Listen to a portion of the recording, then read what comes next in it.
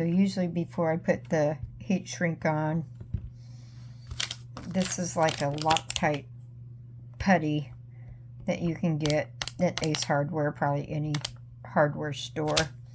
And I take a little bitty tiny little ball of that and I fill the hole up.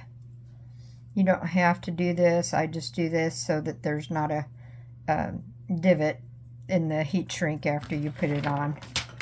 Do that on both sides.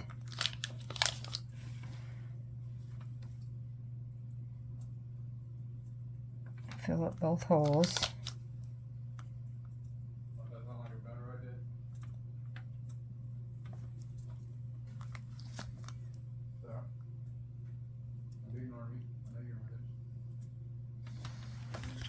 Then I take my heat shrink, but you're going to be using the white. When I use the white, I put the word positive or negative at the top end of the termination. You go right here to this first lip. Just barely put it maybe about a 1/16 over that.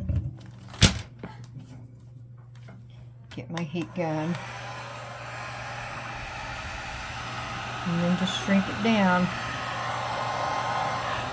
Hit it from all sides so it'll shrink evenly.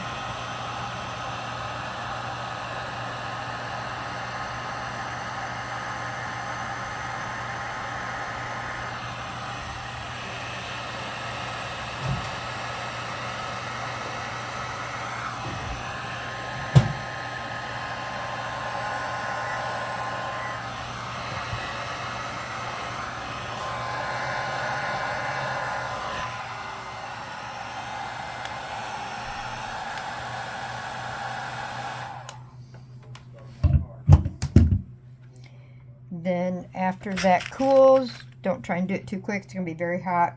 You can just screw your little cap on.